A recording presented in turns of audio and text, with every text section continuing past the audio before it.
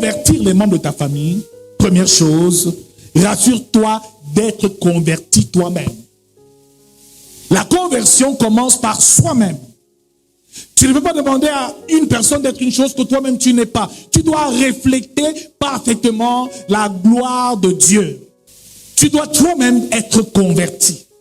Et la Bible nous fait comprendre ici dans Luc chapitre 22 au verset 32, Jésus parle à Simon, il dit, et quand tu seras converti, affermis tes frères. Ce qui veut dire que Simon lui-même marchait avec Jésus, mais n'était pas encore converti. Mon frère, ma soeur, celui qui est converti est un chrétien qui a atteint un certain niveau de maturité. Il n'a pas une foi ordinaire, mais il a une foi mature dans sa marche avec Dieu. Mon frère, ma soeur, aussi longtemps que tu seras immature dans ta vie spirituelle, aussi longtemps les tiens demeureront dans les ténèbres. Aussi longtemps où tu ne te lèveras pas sur le plan spirituel, tes frères et tes sœurs ne pourront jamais être gagnés. Mon frère, ma sœur, le problème c'est qu'il nous manque quoi? La maturité. Un enfant, un bébé spirituel, il lui sera difficile de gagner une seule âme parce qu'il est immature. Donc mon frère, ma soeur, le problème que tu as, ce n'est pas les membres de ta famille, c'est toi-même. Parfois nous sommes encore trop immatures. Immatures dans notre marche avec Dieu, immatures dans la foi, immatures dans la prière, immatures dans la connaissance de la parole de Dieu. Parfois tu vas leur parler, mais tu ne sais même pas trop quoi leur dire, parce qu'il te manque la sagesse, il te manque même souvent la connaissance. Pour pouvoir les gagner, atteins un certain niveau de maturité. Alléluia. Quand tu atteins ce niveau, mon frère, tu peux arriver auprès de l'un d'entre eux et quelqu'un est malade, tu dis malade, je te chasse maladie, la personne guérit et tout de suite il croit en la puissance de Dieu. Tu peux toi-même manifester la puissance de Dieu devant eux parce que tu as atteint un certain niveau de maturité. Bien aimé, il y a des personnes dans des familles qui ont tellement l'intelligence des choses du monde qu'elles peuvent même te contredire et douter même de l'existence du Dieu que tu sers. Tu dois pouvoir trouver les mots pour leur parler. Dis avec moi, grandis un peu. Il faut pouvoir être mature. Alléluia. La première étape, c'est convertis-toi toi-même. Sois déjà toi-même converti, ce qui veut dire atteins un niveau où tu reflètes la stature, le caractère parfait de Jésus-Christ dans ta vie, qu'au travers de toi, il puisse voir Christ. Tant que tu n'as pas atteint ce niveau, tu vas leur parler, ils ne vont pas te croire. Parce qu'il y a un niveau où tu prêches. Mais si tu ne vis pas ce que tu prêches, ils ressentent en eux-mêmes que ce que tu dis, ce n'est pas la vérité. Ils vont le ressentir. Oh, sanctifiez-vous, toi tu es tout le temps dans les bêtises derrière. Tu le dis avec les mots, mais ton âme, ton esprit ne dit pas la même chose. Pour les convertir, il faut déjà que la conversion soit visible sur toi-même. Que ton caractère ait changé, que ta nature ait changé, que Jésus-Christ t'ait réellement saisi et touché. Mon frère, quand Jésus-Christ arrive dans ta vie, les choses changent. La Bible nous parle du fruit de l'esprit, l'amour, la douceur, la paix, la tempérance. Tu ne peux pas dire que tu as Jésus et tu n'as pas de douceur.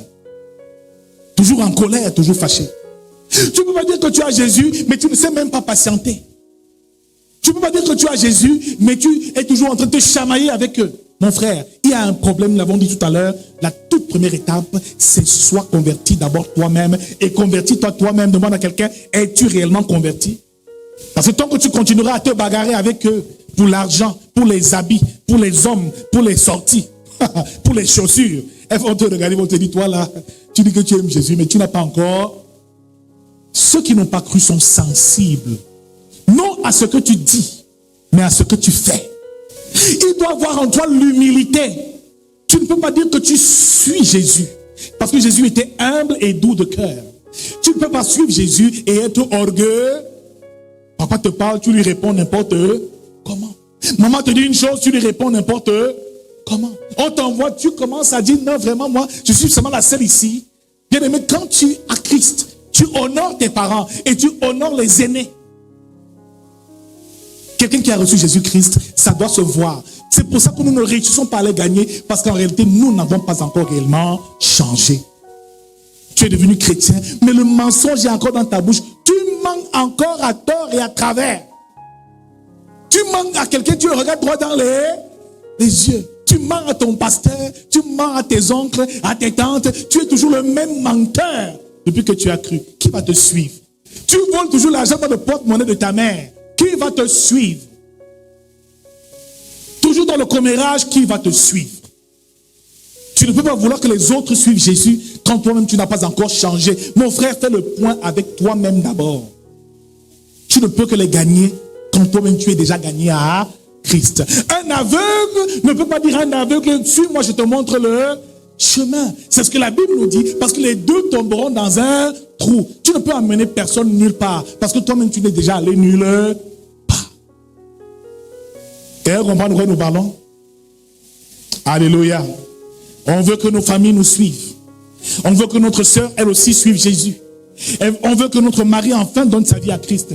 Mais en réalité, le problème souvent, c'est que nous-mêmes n'avons pas encore réellement cru en Jésus-Christ. Parce que le changement qui va avec la conversion n'est pas encore manifeste dans nos vies. Tu es encore émotif. Ta femme te parle, tu te mets en colère. Elle aussi se met en colère. Tu joues encore les mêmes choses.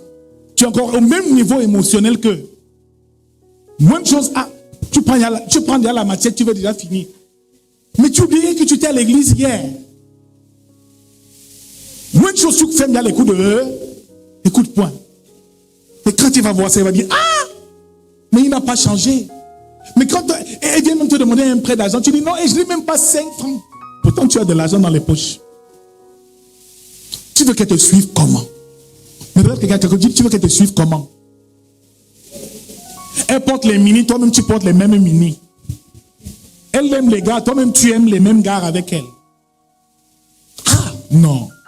Le problème, ce n'est pas notre famille qui pose problème, c'est d'abord nous-mêmes. Notre propre conversion qu'il faut revoir. Dès l'instant où tu vas atteindre ce niveau spirituel, où tu as ce qu'on appelle la maturité.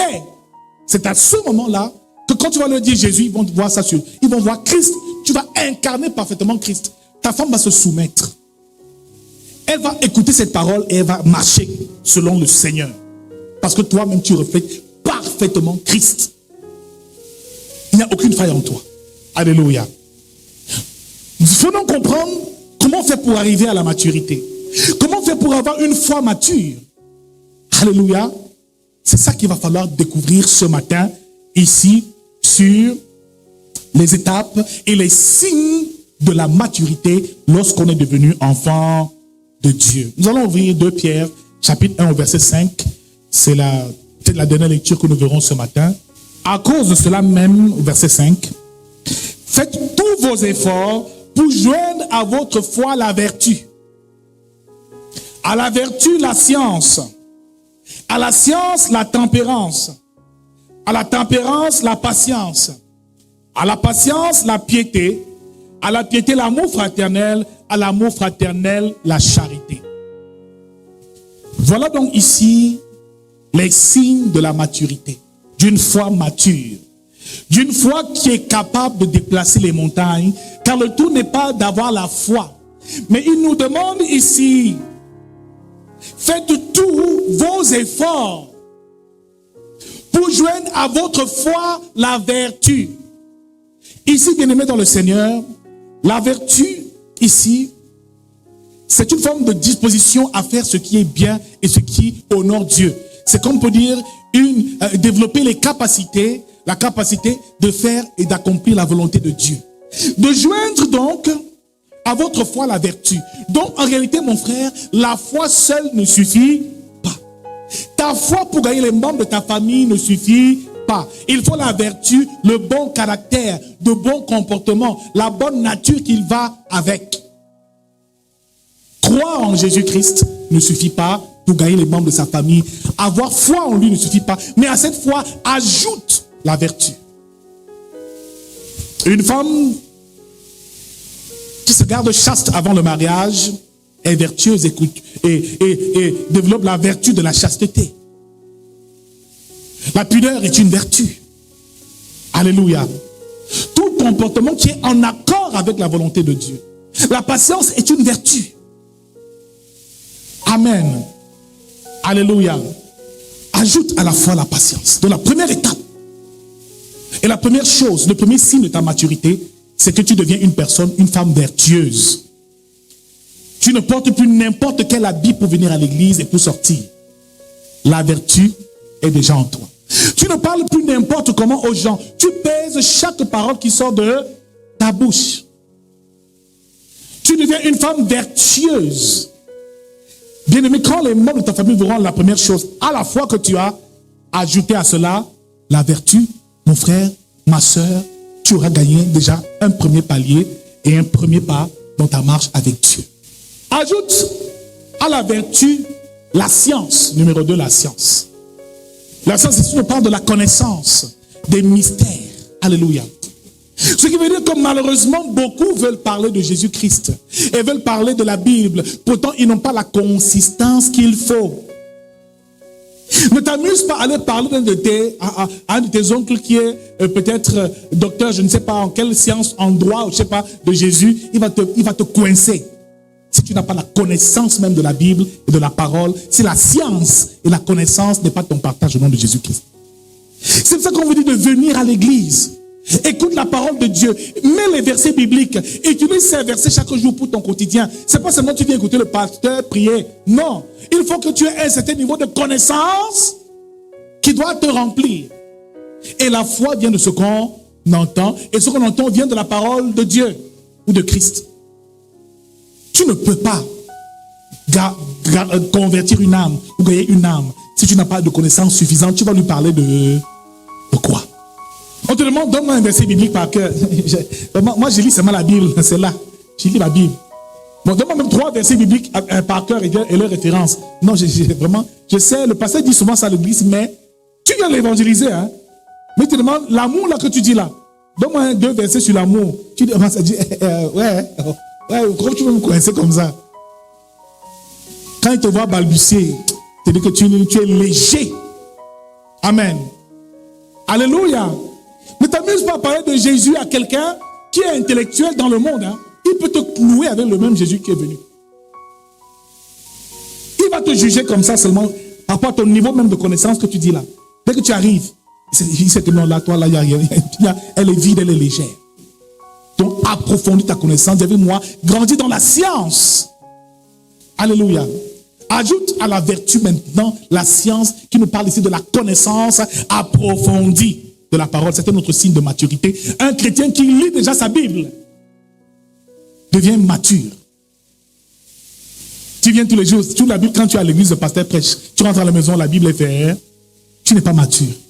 Tu es même encore très loin en bas. C'est pour ça que, voyez-vous, les démons, là, les esprits impurs, là, lorsqu'ils sortent des corps, quand ils reviennent encore te visiter, s'ils trouvent que tu as la connaissance en toi, ils ne peuvent plus te pénétrer.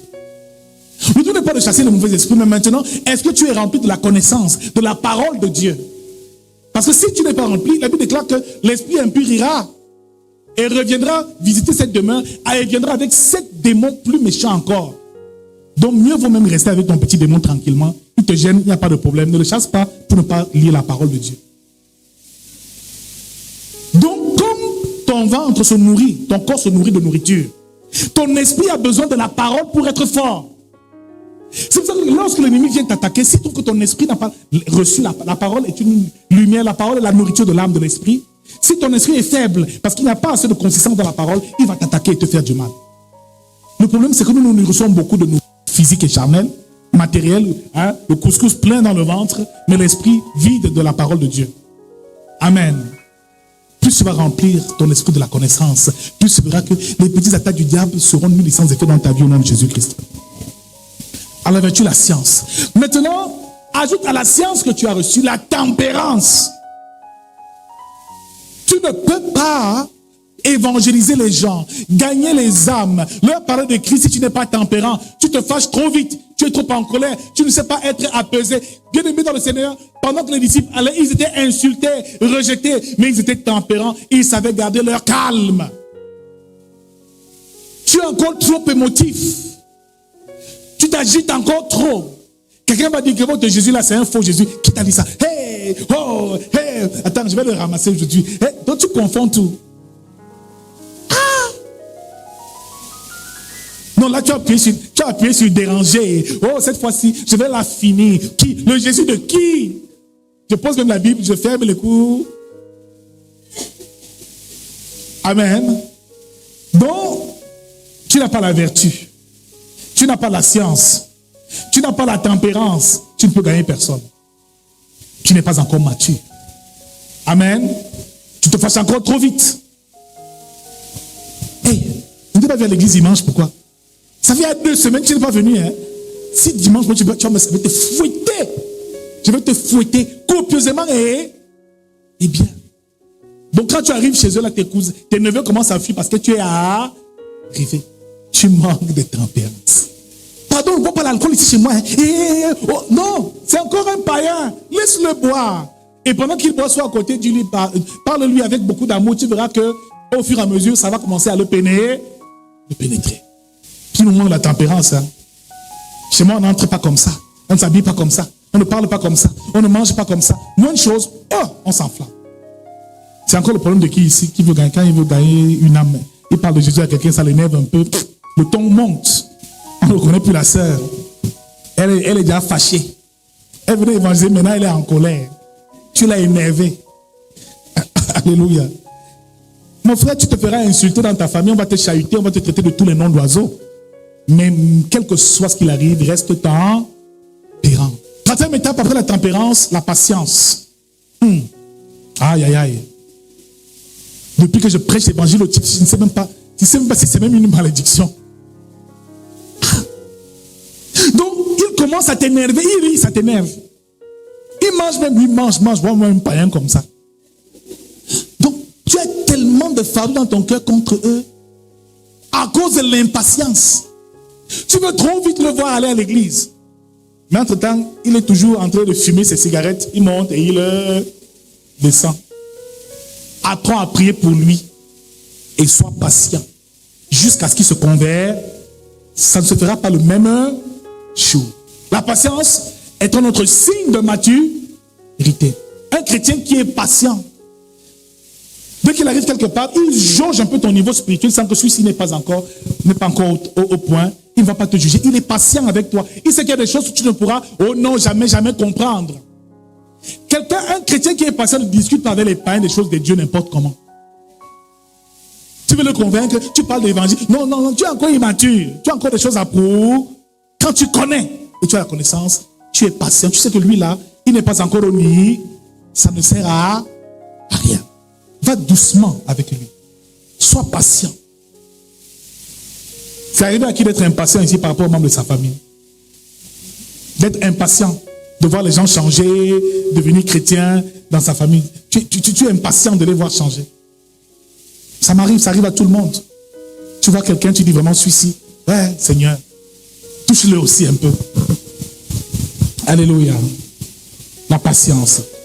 Cinquièmement, la piété. Le signe de la maturité, c'est la piété.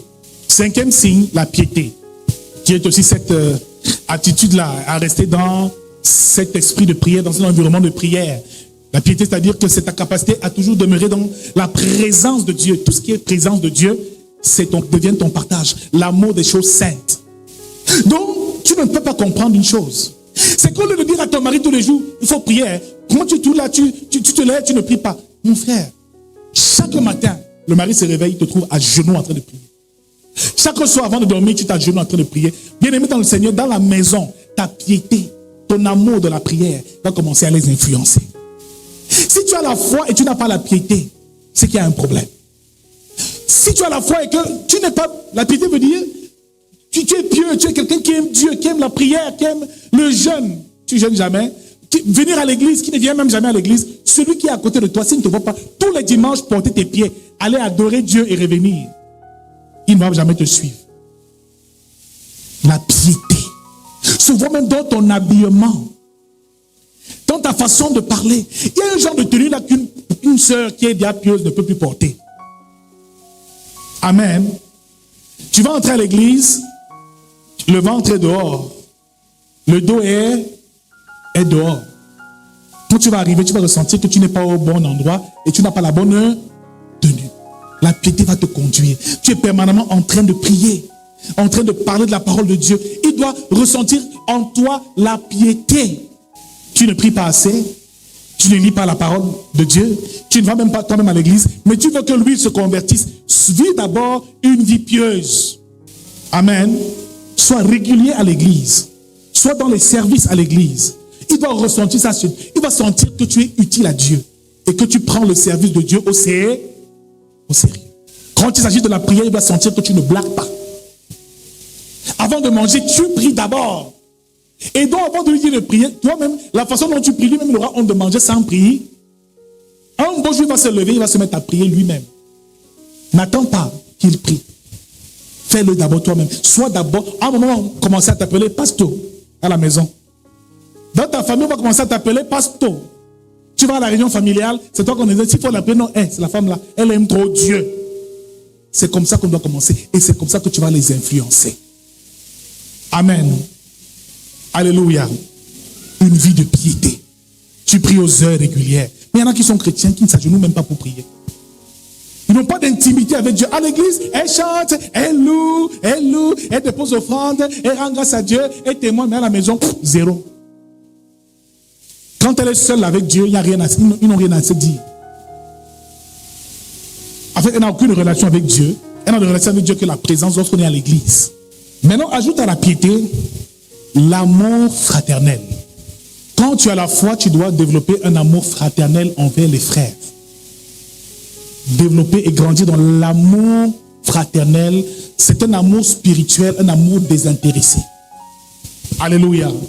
Comme je l'ai dit, ils doivent sentir que tu les aimes. Tu sais, lorsque nous devenons enfants de Dieu, nous devenons trop différents et nous changeons beaucoup. Vous ne vous rendez même pas compte? Lorsque nous devenons enfants de Dieu, nous changeons beaucoup. Ce n'est pas les membres de ta famille qui ont changé. En fait, c'est toi qui as changé.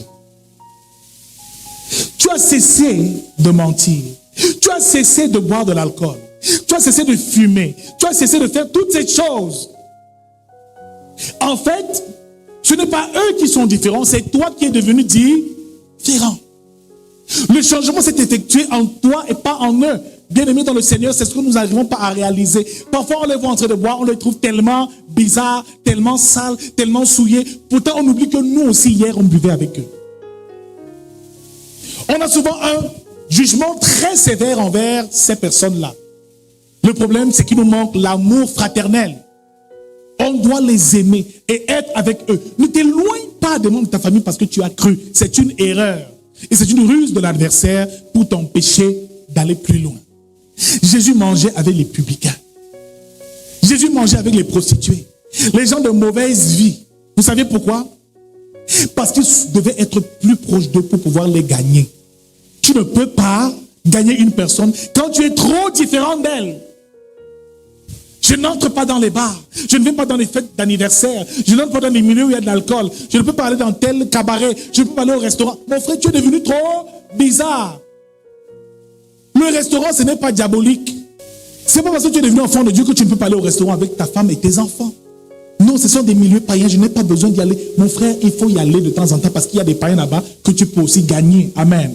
Je ne t'encourage pas à fréquenter les boîtes de nuit ou les bars. Si Dieu ne te l'a pas demandé. Mais laisse-moi te dire qu'il faut tout faire pour ne pas être trop différent d'eux et pour ne pas être trop différent. Il faut donner l'impression que tu avais pouvoir les gagner. Amen. Tu es à table avec eux. Même si tu ne bois pas autant de litres de bière qu'eux. Amen. Prends un jus, quelque chose, au moins assieds-toi avec eux, écoute-les parler, vois leurs failles et sache comment tu peux les peiner. D'autres ne prennent même pas la peine de s'asseoir. On vit une vie fermée en famille avec tes enfants. Tes oncles, tes cousins, tu ne les gères plus. Tu te caches, tu fuis tout le monde. Et c'est de là que vient tout notre problème. Et l'apôtre Paul disait aussi qu'avec les Grecs, avec les Juifs, je vivais comme un Juif. Avec les Grecs comme les Grecs, avec les païens, ils se comportaient comme un païen. Alléluia. Tu arrives dans un environnement, dans un mariage, tu t'assieds à table, mais à peine tu es assis, tu commences d'abord avec une très grosse prière. Non, prie dans ton cœur. Amen. Donc tu plonges la table dans le sang de Jésus. Tu plonges tous ceux qui sont assis dans le sang de Jésus. Si quelqu'un est possédé, Jésus le délivre. Mon frère, tu es dans un mariage, dans le monde. Tu n'es pas à l'église, frère. Le problème, c'est qu'on est devenu trop différents. Amen. Tu entres dans le bureau de ton patron. Après, tu iras. Dès que tu dis, madame, prenez-moi le dossier. Tu vas, il dit, ça va pas un problème. Pas la langue dans ton bureau derrière. Ne parle pas en langue devant ton patron, il ne va rien comprendre, il va te trouver bizarre.